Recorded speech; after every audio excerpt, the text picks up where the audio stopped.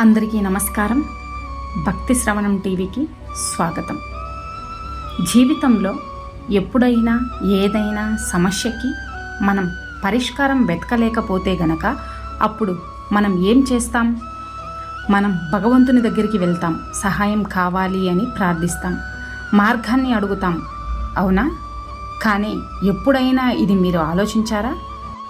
ఏదైనా ఒక రాయిని భగవంతుడి విగ్రహంగా మార్చడానికి కూడా ఎంత కష్టపడాల్సి ఉంటుందో అని, ఎన్నిసార్లు సమ్మెట దెబ్బలు భరించాల్సి ఉంటుందో అని, ఎంత అలంకరణ కావాల్సి ఉంటుందో అని, అలా ఆ విధంగా అన్నీ సమకూరిన తరువాత అతను భగవంతుని రూపంలో ప్రత్యక్షమవుతారు. మరి జీవితంలో ఇలాంటి చిన్న చిన్న విషయాలు భగవంతుణ్ణి అడగటంలో మీ సమయాన్ని వృధా చేసుకోకండి. ప్రయత్నించండి, కష్టపడండి, ఇంకా సంఘర్షణ చేయండి. అప్పుడు అన్నీ తగ్గుతాయి. కానీ ఒక ముఖ్యమైన విషయాన్ని మాత్రం మీరు గుర్తుపెట్టుకోండి. ఎలాంటి కష్టమూ చేయకుండా ఎవరూ కూడా గొప్పవారు కాలేరు. చివరికి భగవంతుని విగ్రహమైనా సరే. అర్థమైందనుకుంటా. మనిషి యొక్క జీవితాన్ని నడిపించేది భయం. మనిషి సదా భయానికి కారణంగా అన్వేషిస్తూ ఉంటాడు. జీవిత గమనంలో మనం ఎంచుకునే మార్గాలు, ఆ మార్గాలను కూడా మనం భయం కారణంగానే ఎంచుకుంటాం.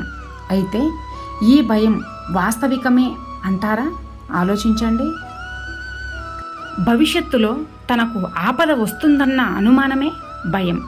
కానీ భవిష్యత్తును నిర్దేశించేది ఎవరు?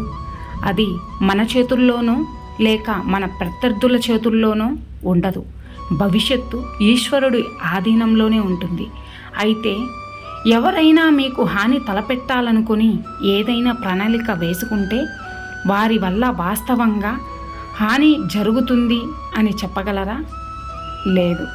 కానీ భయంతో నిండి ఉన్న మనసు మనకు ఎక్కువ హానికరమవుతుంది కాదంటారా? విపత్కర పరిస్థితులలో భయానికి లోనైన హృదయం అనుచితమైన నిర్ణయాలను తీసుకుంటుంది. ఇక ఇది విపత్తును అధిక బాధాకరం చేస్తుంది. కానీ విశ్వాసంతో నిండిన హృదయం విపత్కర పరిస్థితిని కూడా సులువుగా అధిగమించగలదు. అంటే ఏ కారణం వల్ల మనిషి తన హృదయంలో భయానికి స్థానం ఇస్తాడో భయం సరిగ్గా దానికి వ్యతిరేకమైన ఫలితాన్ని ఇస్తుంది కాదంటారా? మీరే ఆలోచించండి. భ్రమించడం బరువేం కాదు, అలాగే శ్రమించడం అంత సులువేం కాదు. భ్రమిస్తూ బ్రతికేవాడు అసమర్థుడవుతాడు, ఇక శ్రమిస్తూ బతికేవాడే అసాధ్యుడవుతాడు. మీరు ఎప్పుడైనా వేప చెట్టు యొక్క ఆకుల్ని తిన్నారా?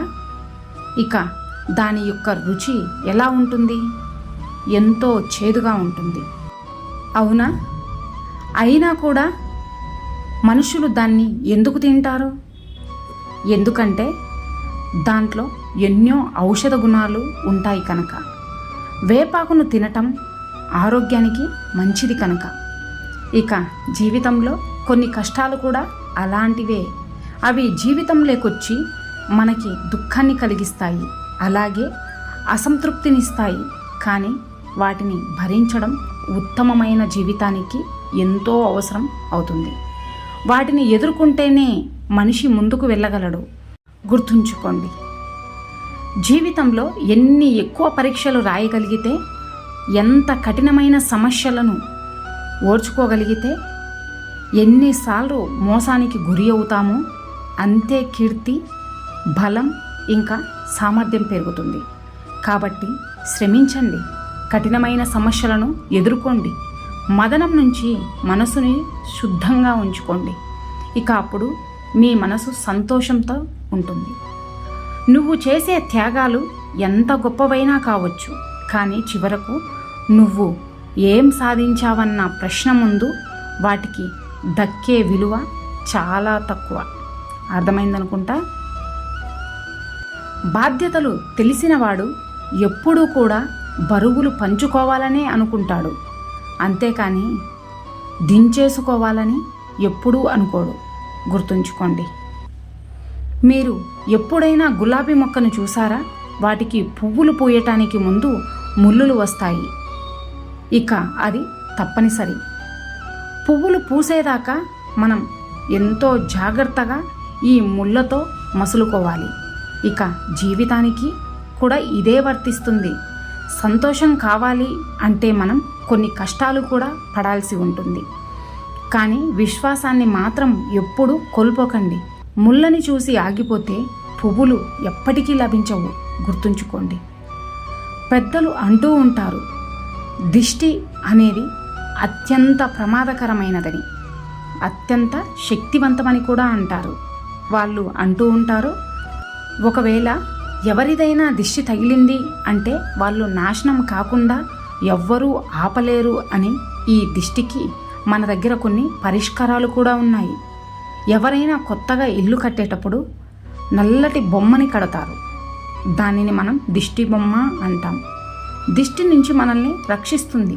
చిన్నపిల్లలకి దిష్టి తగలకుండా వారికి కణతలపై కాటుకతో మనం దిష్టి చుక్క పెడతాం. అలా దిష్టి నుంచి రక్షించుకోబడతాం. అంటే దిష్టి నుంచి కాపాడే ఉపాయాలు ఉన్నాయి. ఉపాయం లేనిదంటూ ఉంది అంటే దాన్నే దృష్టికోణం అంటాం. ఎవరి దృష్టికోణమైనా అనుచితమైతే వారు అంతం కాకుండా ఏ ఒక్కరూ ఆపలేరు. అది దిష్టి బొమ్మ కానీ, దిష్టి చుక్క కానీ, ఆఖరికి భగవంతుడు కూడా ఆపలేడు. అందువల్ల మీ దృష్టికోణం శుభాన్ని కోరినదై ఉండాలి. ఇక అప్పుడు అంతా శుభమే జరుగుతుంది. గుర్తుంచుకోండి. జీవితంలో అన్నిటికంటే ముఖ్యమైనది ఏమిటి అంటే వ్యవహారం. ఇక ఈ విషయంపై ఆలోచించండి. మీ జీవితంలో ఎవరు మిమ్మల్ని కలుస్తారో అది నిశ్చయించేది సమయం. ఇక మీరు మీ జీవితంలో ఎవరిని కలవాలి అనుకుంటున్నారో అది నిర్ణయించేది మీ హృదయం.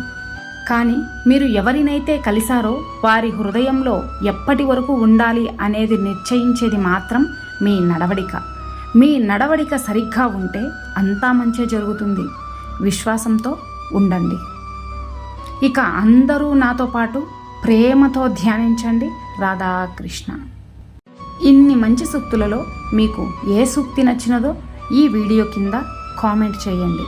అలాగే ఈ వీడియో కనుక మీకు నచ్చినట్లయితే ఈ వీడియోకి ఒక లైక్ చేసి ఇలాంటి మరిన్ని వీడియోస్ కోసం మన ఛానల్ని సబ్స్క్రైబ్ చేసుకోండి. ధన్యవాదాలు.